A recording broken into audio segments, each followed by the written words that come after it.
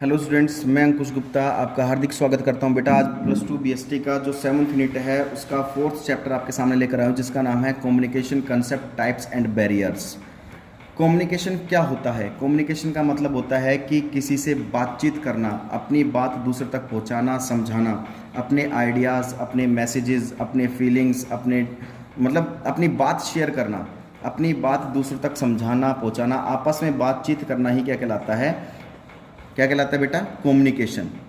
Communication का मतलब क्या होता है? अपनी बात दूसरों तक समझाना, पहुंचाना, वो क्या कहलाता है? कम्युनिकेशन कहलाता है।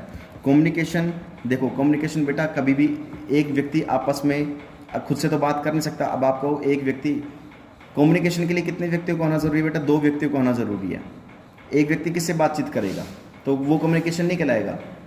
बातचीत करने के लिए बेटा 2 व्यक्तियों का होना बहुत ज़रूरी है, तभी वो कम्युनिकेशन कहलाता है। ठीक है, तो इसके फीचर्स पढ़ते हैं अब हम। Features of communication. फीचर्स में सबसे पहला आता है बेटा 2 और मोर पर्सन। यहाँ पर कम्युनिकेशन करने के लिए हमें कितने व्यक्तियों की जरूरत होती है? 2 या 2 से ज़्यादा व्यक्तियों की जरूरत होती है, तभी वो कम्युनिकेशन कहलाता है। अदरवाइज वो कम्युनिकेशन नहीं कहलाएगा, क्योंकि एक व्यक्ति बेटा कभी भी किसी से बातचीत नहीं कर सकता। अगर वो अपने आप से ही बात करता है तो आप ये नहीं कह सकते ये कम्युनिकेशन कहलाएगा। नहीं बेटा, कम्युनिकेशन करने के लिए 2 या 2 से ज़्यादा व्यक्तियों की ज़रूरत होती है, तभी तो वो आपस में बातचीत करेंगे। नेक्स्ट सेकंड जो फीचर आता है बेटा वो आता है एक्सचेंज ऑफ आइडियाज़। यहाँ पर देखो 2 व्यक्ति होंगे तो अपने आइडियाज़, अपने मैसेजेस, अपनी फीलिंग्स, अपने मैसेज वो शेयर करेंगे। ठीक है, तो कहने का मतलब अब अपने आइडियाज़, अपने जो बात है शेयर करने के लिए कितने व्यक्तियों को होना ज़रूरी है? 2 पर्सनस का होना ज़रूरी है। तो कम्युनिकेशन में क्या किया जाता है? अपने आइडियाज़ को, अपनी बात को एक्सचेंज किया जाता है, आपस में बातचीत की जाती है। ये बेटा बात आपको समझ में आ गई होगी। थर्ड आता है बेटा म्यूचुअल अंडरस्टैंडिंग। कम्युनिकेशन तभी पूरी तरीके से कम्युनिकेशन कहलाता है जब 2 व्यक्ति आपस में बातचीत करने वाले हो, दोनों में आपसी अंडरस्टैंडिंग होनी चाहिए। यानी कि एक बात बताने वाला तो दूसरा समझने वाला होना चाहिए, तभी कम्युनिकेशन कहलाता है। ये नहीं है आप बात की जा रहे हो, उस सामने वाले को कोई फ़र्क नहीं पड़ रहा, वो ना तो सुन रहा है ना आपकी बात पर ध्यान दे रहा है, तो वो कम्युनिकेशन नहीं कहलाएगा। कम्युनिकेशन तभी सही तरीके से कहलाएगा जब आपस में दोनों अपनी बात को समझ रहे हो, समझा रहे हो। ठीक है, नेक्स्ट बेटा 4th आता है डायरेक्ट एंड इनडायरेक्ट कम्युनिकेशन। देखो डायरेक्ट कम्युनिकेशन तो क्या है? अगर मैं किसी से, सामने वाले से बातचीत कर रहा हूँ, फेस टू फेस अगर किसी से बात करता हूँ, 2 व्यक्ति आपस में फेस टू फेस सामने बात कर रहे हैं एक दूसरे के, वो डायरेक्ट कम्युनिकेशन कहलाता है। इनडायरेक्ट कम्युनिकेशन क्या होता है? हम बाय टेलीफोन के ज़रिए बात कर रहे हैं, बाय मैसेज के ज़रिए बात कर रहे हैं, बाय इंटरनेट के ज़रिए बात कर रहे हैं, बाय चैटिंग के ज़रिए बात कर रहे हैं, तो बेटा वो इनडायरेक्ट कम्युनिकेशन कहलाता है। तो डायरेक्ट कम्युनिकेशन बेटा फेस टू फेस होता है, इनडायरेक्ट कम्युनिकेशन बेटा फेस टू फेस नहीं होता है। By telephone, by internet, by mail, by chatting, ठीक है, वो इनडायरेक्ट कम्युनिकेशन होता है। Continuous process. कम्युनिकेशन तभी पूरा तरीके से कहलाएगा जब कॉन्टीन्यूसली होगा। ये नहीं है आपने अपनी बात बता दी और सामने वाले को समझ में भी नहीं आई। कहता है कम्युनिकेशन तभी पूरा कहलाएगा कॉन्टीन्यूसली आप उसको बात बताओ तब तक वो समझ ना जाए। ठीक है, ये कॉन्टीन्यूस प्रोसेस होना चाहिए, नहीं कि आपने अपनी तरफ से बात बता दी और उसको समझ में भी नहीं आई, वो कम्युनिकेशन नहीं कहलाएगा। कम्युनिकेशन का मतलब ही क्या होता है? आपसी अंडरस्टैंडिंग, आपसी समझ होनी बहुत ज़रूरी है। यानी कि एक व्यक्ति जिस बात को समझा रहा है तो दूसरा वाला समझने वाला भी होना चाहिए, तभी वो कम्युनिकेशन कहलाता है, अदरवाइज वो नहीं कहलाएगा communication. Use of word as well as symbols. कह रहे कम्युनिकेशन में हम ये नहीं खाली बातचीत को ही शेयर करते हैं, अपने डायग्राम्स, अपने सिम्बल्स, अपने वर्ड्स, उनको भी एक्सचेंज करना। देखो कई बार हम क्या करते हैं, जब हम किसी से चैटिंग करते हैं तो हम कुछ सिंबल्स का भी यूज़ करते हैं। स्माइल का फेस का सिंबल कर दिया, ओके का सिंबल कर दिया, ठीक है, सैड का सिंबल हमने उसको भेज दिया, तो वो भी कम्युनिकेशन के अंदर इंक्लूड किए जाते हैं। ऐसा नहीं खाली बातचीत करना ही कम्युनिकेशन कहलाता है, आप कम्युनिकेशन के अंदर सिंबल्स, वर्ड्स को भी यूज़ कर सकते हैं। ये बात बेटा अच्छे समझ में आ गई होगी आपको। नेक्स्ट आता है कम्युनिकेशन प्रोसेस। देखो बेटा बहुत इंपॉर्टेंट है कम्युनिकेशन प्रोसेस, इसको अच्छे से समझना कि इसका मतलब क्या होता है। कम्युनिकेशन प्रोसेस, कम्युनिकेशन प्रोसेस में जो सबसे पहला आता है बेटा वो होता है सेंडर। सेंडर कौन होता है? Who is sender? जो मैसेज सेंड करने वाला होता है। देखो सेंडर कौन होता है? जो मैसेज को सेंड करता है वो बेटा सेंडर कहलाता है। ठीक है, जिसको अपनी बात सामने तक पहुंचानी है, जो मैसेज भेज रहा है, मैसेज भेजने वाला।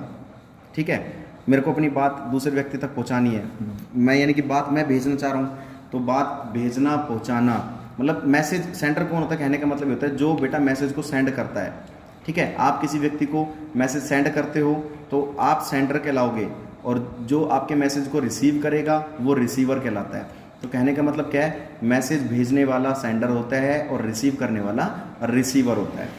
सबसे पहला प्रोसेस क्या है, सेंडर होता है। सेकंड होता है मैसेज।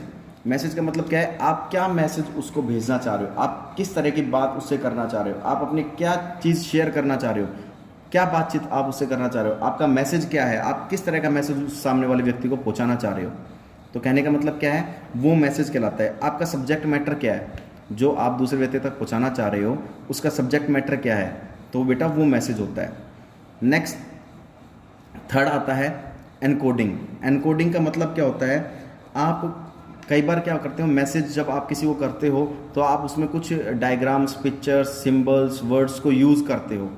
तो जब आप किसी कुछ मैसेज के साथ साथ आप कुछ डायग्राम्स, पिक्चर्स, गेस्चर्स, सिंबल्स को यूज़ करते हो तो बेटा वो क्या कहलाता है, एनकोडिंग। एनकोडिंग क्या कहलाता है, जो भी आप सिंबल्स यूज़ करते हो, पिक्चर्स, गेस्चर्स, डायग्राम्स को यूज़ करते हो, वो क्या कहलाता है आपका एनकोडिंग। फोर्थ आता है मीडिया। मीडिया क्या होता है, आप किस मीडिया के ज़रिए आप सामने वाले को मैसेज भेज रहे हो, by email, by chatting, by internet, by post, by phone, by telephone. ठीक है, किस चीज़ के ज़रिए, किस मीडिया को आप यूज़ कर रहे हो, किस माध्यम को आप यूज़ कर रहे हो सामने वाले को मैसेज भेजने के लिए, तो वो होता है बेटा मीडिया। फिफ्थ आता है रिसीवर। मैं बता चुका आपको, हु इज़ रिसीवर, जो मैसेज रिसीव करने वाला होता है, यानी कि जो सेंडर ने मैसेज सेंड किया है, रिसीवर उसको क्या करेगा, रिसीव करेगा। तो रिसीवर कौन होता है, जो मैसेज को रिसीव करता है वो रिसीवर कहलाता है। ये बात बेटा आपको अच्छे समझ में आ गई होगी। नेक्स्ट आता है बेटा सिक्स्थ, डिकोडिंग। डिकोडिंग क्या होता है, देखो एनकोडिंग क्या होता था, मैसेज जो सेंड करता था वो कुछ सिंबल्स, वर्ड्स, डायग्राम्स, पिक्चर्स को भेजता था, ठीक है, मैसेज के साथ साथ। और डिकोडिंग क्या कहलाता है, कि जो पिक्चर्स, डायग्राम्स, सिंबल्स, वर्ड्स को जो भेजा गया है उसको समझ लेना, उसको समझ लेना क्या कहलाता है, डिकोडिंग कहलाता है। जैसे मैंने किसी को कुछ symbols, words, gestures, pictures, diagrams भेजे हैं, वो तो एनकोडिंग है। अब सामने वाले को वो अच्छे से symbols, words, gestures, pictures, diagrams समझ में आ गए तो वो डिकोडिंग होता है। एंड लास्ट में आता है फीडबैक।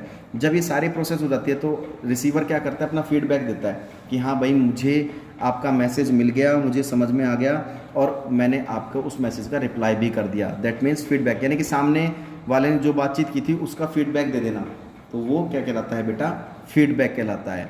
ये बात आपको अच्छे समझ में आ गई होगी। चलिए नेक्स्ट आता है बेटा टाइप्स ऑफ कम्युनिकेशन। कम्युनिकेशन बेटा, कम्युनिकेशन कितने दो टाइप्स होते हैं बेटा, एक तो होता है बेटा फॉर्मल कम्युनिकेशन और एक होता है फॉर्मल कम्युनिकेशन और एक होता है इनफॉर्मल कम्युनिकेशन। फॉर्मल कम्युनिकेशन होता है कि जिसमें हम ऑफिशियली किसी व्यक्ति से बातचीत करते हैं, किसी मेन पर्पस से, एक मेन मैटर से रिलेटेड हम किसी से बात करते हैं ऑफिशियली पर्पस, जिसका कोई टास्क होता है, जिसका कोई ऑब्जेक्ट होता है, वो होता है फॉर्मल कम्युनिकेशन। ठीक है, मतलब जिसमें हमने जानबूझकर अपने एफर्ट्स लगाए हैं, मतलब मैं जानबूझकर अपनी बात सामने वाले तक पहुंचाना चाह रहा हूँ एक ऑफिशियली तरीके से, किसी ऑब्जेक्ट से, किसी एक इम्पोर्टेंट काम से रिलेटेड मैं किसी से बातचीत करता हूँ, वो क्या कहलाता है, फॉर्मल कम्युनिकेशन। अब फॉर्मल कम्युनिकेशन के कुछ बेटा फीचर्स होते हैं। पहला फीचर क्या है, रिटर्न एंड ओरल। देखो कम्युनिकेशन रिटर्न भी हो सकता है और ओरल भी हो सकता है, मतलब मैं लिख के किसी से बातचीत कर रहा हूँ तो वो भी कम्युनिकेशन कहलाएगा, और ओरली किसी से बातचीत कर रहा हूँ वो भी कम्युनिकेशन कहलाता है।